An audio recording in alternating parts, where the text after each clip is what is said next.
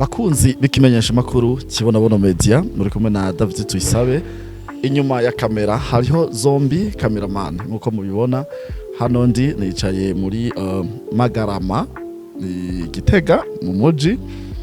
Twaje hano muri salle la HAGEZE no musi turiko tubandanya wa mugambi wacu, wa mugambi udasanzwe wo kurima igiterwa c'ikibonobono mwumva tubahamagariramwo. Rero mukamo twashoboye gutera abantu canke abarundi muri rusange, abanyagitega bari mu batwitavye kandi batwitavye ari benshi cane ku buryo tubona ko ibikorwa vyabo bitera biba vyiza. Mbere tukaba dufise n'abandi batari bake bariko baradufasha gukwiragiza uyu mugambi hirya no hino. Rero uno munsi turi hano naho ari je nkoze ikiganiro, nashaka kubamenyesha yuko igikorwa nyamukuru twaje gukora hano Igitega kandi tuzokibandaniriza ku munsi w'ejo mu Ruyigi. Twaje kugira ngo twigishe abariko badufasha gukwiragiza umugambi, kwigisha abandi banywanyi mu mihana, mabarabara, ingene bashobora kuca babashira muri logiciel, ingene bashobora kuca babaregistra bakabashira reka tuvuge ya software canke logiciel. Ni igikoresho c'ubuhinga mu buryo bwa gikorwa mu buryo bwa informatique kidufasha gukontrola ibikorwa vyacu, kubona abanywanyi dufise aho baherereye, aho binjiriye, amatarike binjiriye ko, imyaka yabo bafise, kubona imitahe yabo bamaze gushiramwo uko ingana.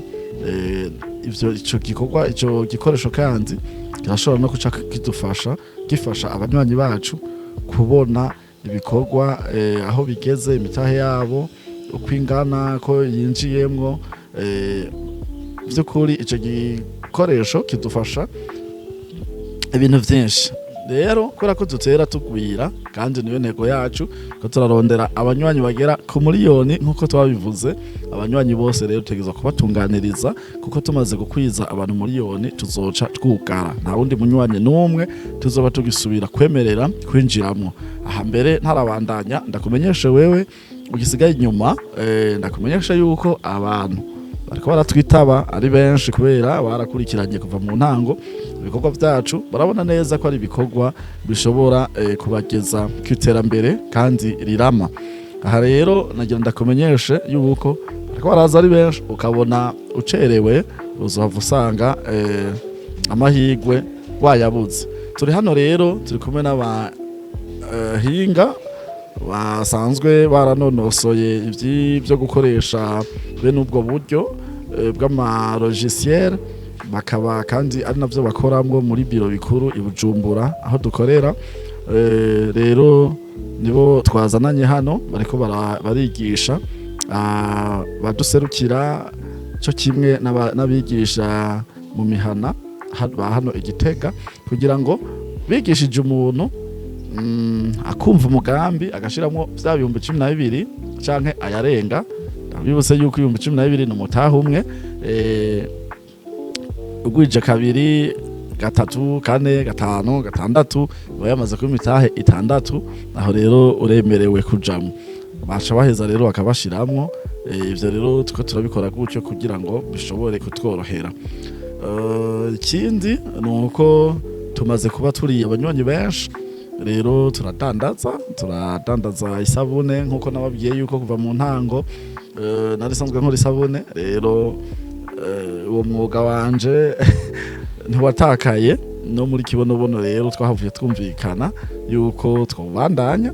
Byose rero isabune nazo nyene twatanguye kudandaza, mugabo tuzidandariza mu banywanyi bacu honyene, nta bandi dukeneye ko bazigura n'abanywanyi bacu, kuko abari isabune nini cyane, mugabo kandi bayiguze hariho inyungu yenjira muri koperative kugira ngo ya mahera yabo arushirize kunguka mu buryo bwinshi butandukanye. Rero na hano twaje tuzizanye kandi ab'Igitega banezerewe cyane gose babonye isabune tubazaniye kuko tuyidandaza amafaranga 1000 ugereranije ku isabune twasanze hano bariko baragura amafaranga 1000 by'ukuri hari ubutandukane bunini cyane.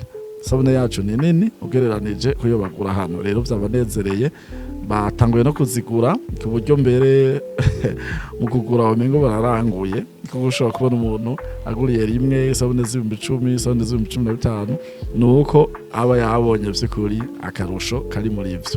None rero kaze winjire mu muryango w'abarimyi b'ikibonobono dufatanye kugira ngo ibikorwa byacu birushirize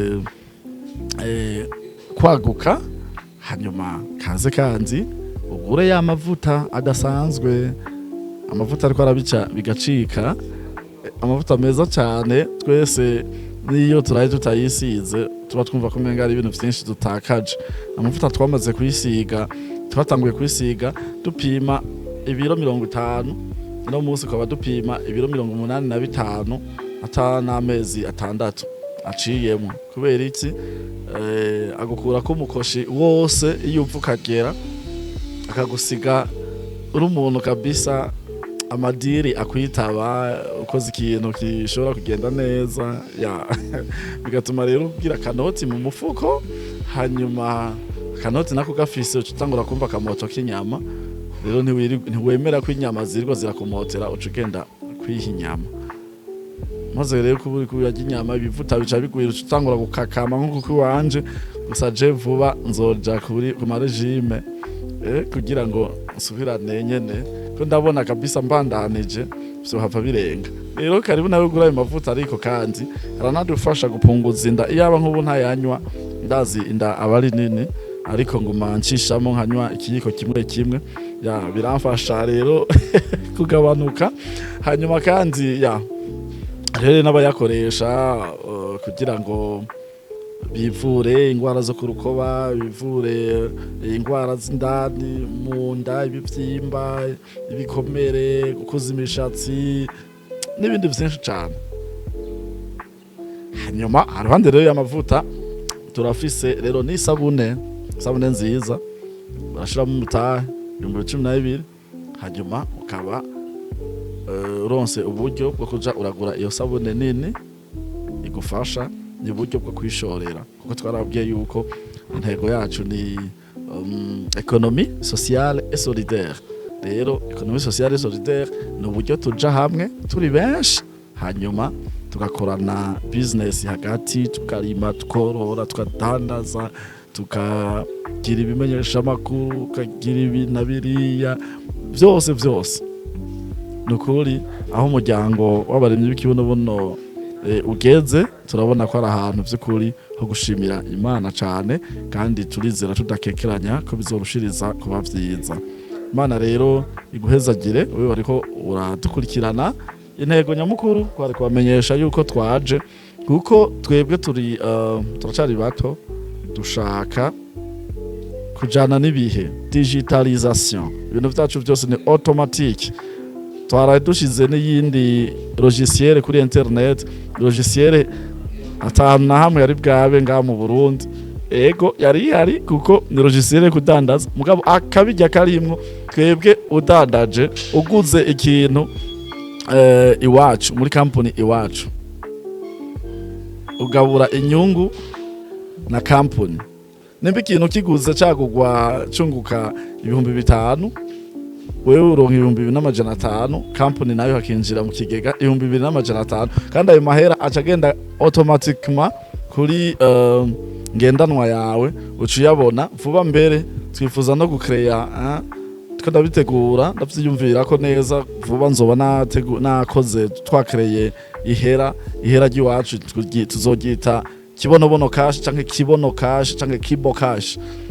Sindamenya neza ingene iryo hera rizoba ryitwa, kugira ngo aho nyene uzoca ugenda ko mu agent aba turiko turaforoma ngaha ati jewe naguze umuceri, naguze ibiharage, naguze umunyu, naguze amavuta, naguze isabune, nabiguriye muri vuba cyane, naguze n'ifumbire yo kuja gutabira n'ibindi byinshi.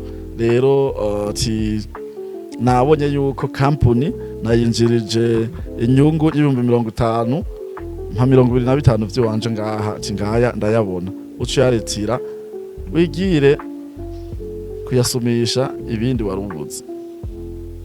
Murakoze cyane, imigambi irahari ni myinshi kandi iraryoshe, kandi twese hamwe turi hamwe ibitangaza bizokoreka. Unity first. Behind the camera, zombie cameraman. Okay, ranje mwari kumwe ndi David Tuyisabe, Imana ibahezagira cyane. Twongera dushimira na Kaneza Ange Carmen na Zombie cyo kimwe na Desire Konate niyo nkuru, na Sylvain umushoferi wa Kibonobono ariko baradufasha. Ange Carmen mu byo gutanga inyigisho afatikanije mu buhinga bw'ivyuma na Konate, yuko turafise connection nziza tugiye turagendana, dufise Starlink, dufise ama projecteur, dufise ama camera, dufise muri digitalisation. Muzobona yuko Kibonobono igiye kuzana ibidasanzwe aho, kandi muzobona ko ari ingufu zacu ziri. Babandi bavuga ngo turibwa ngo biriko birakorwa ntitubibona, ubu n'ikingorongoro cinjiye uzobona ati kirinjiye, gisohotse uzokibona. Bazokwibira hehe? Umaze kubona ko amahera aguma asohoka cyane atayandi yinjira, uzoca uduza urutoki ngo gati induru vuza induru ati turabona ibintu biguma biba ngaha tutabona neza. Turondere kuri YouTube Kibonobono Media, hama kandi turabe no kuri site web, urashobora kubona ibikorwa byacu tuba turiko turakora, eka no kuri Facebook banditse Kibonobono uratubona. Dukorera mu gihugu cyose. Uyu munsi turi ku munsi rero wa gatanu, igenekerezo ku munsi wa kane, igenekerezo rya 12 kwezi kwa gatandatu. Je tuzoba turi mu Ruyigi, hanyuma kwa gatandatu tuzogaruka hano, hanyuma ku magenekerezo ya 15 ndibaza ku munsi wa Mungu tuzoba turi Imwaro, aho tuzoba twagiye kubugururira biro. Twongere kandi tuce tugira ko dutora n'inzego canke abazoduserukira kuyobora Kibonobono Mwaro. Abanyamwaro karibu duhurire iwanyu, mwebwe namwe musanzwe bamaze kwifatanya natwe, tuze dusange mwatumiye abantu benshi cyane. Dukeneye kwinjiza abenegihugu bose b'Imwaro, baba abanywanyi b'umuryango w'abarimyi b'Ikibonobono, twirimira Ikibonobono, twitandarize ya mavuta tugurisha iritiro imwe 240. Yo, murakoze.